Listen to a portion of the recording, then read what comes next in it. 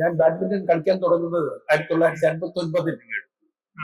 60-ലും 61-ലും junior ചാമ്പ്യനായി.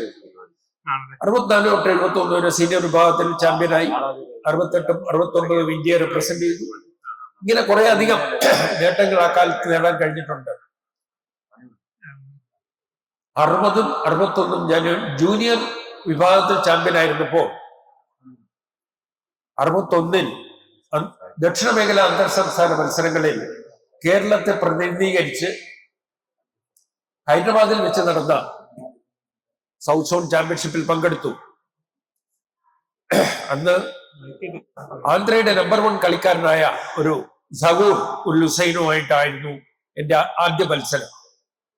വളരെ വാശിയോടെ, തയ്യാറെടുപ്പോടെ അയാളെ ഇപ്പൊ ഞാൻ തോൽപ്പിച്ചു കളയുമെന്ന മട്ടിൽ ഞാൻ കോർട്ടിൽ ഇറങ്ങി. ദയനീയമെന്ന് പറയട്ടെ, അന്നത്തെ ആദ്യത്തെ മത്സരത്തിൽ എനിക്ക് ഒരു പോയിന്റ് പോലും എടുക്കാൻ കഴിഞ്ഞില്ല. 15 ലവിൽ അന്ന് 15 പോയിന്റ്സ് ഗെയിമാണ്. ഞാൻ പരാജയപ്പെട്ടു. അതെന്നെ വളരെ വിഷമിപ്പിച്ചു. ഞാൻ പുറത്തിറങ്ങി വന്നിട്ട് എന്തുകൊണ്ട് ഞാൻ ഇത്ര ദയനീയമായി പരാജയപ്പെട്ടു എന്ന് ഞാൻ അപഗ്രഥിക്കാൻ ശ്രമിച്ചു. എനിക്കൊരു കാര്യം ബോധ്യമായി, ഞാനൊരു സ്ലോ ഗെയിം കളിക്കുകയാണെങ്കിൽ, എന്റെ ഓപ്പണന്റിനെ മുമ്പോട്ടും പുറകോട്ടും മൂവ് ചെയ്യിച്ച് സ്ലോ ഗെയിം കളിക്കുകയാണെങ്കിൽ ഐ വിൽ ബി നോവെയർ.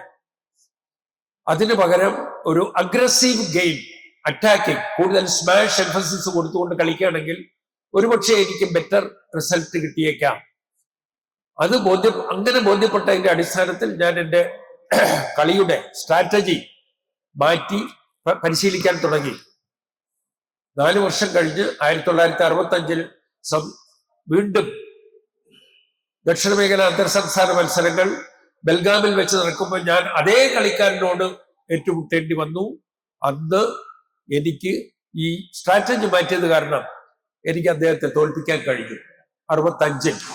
അതൊരു വലിയ ഒരു നാഴികക്കല്ലായി മാറി എന്റെ ജീവിതത്തിൽ, ബാഡ്മിന്റൺ രംഗത്ത്.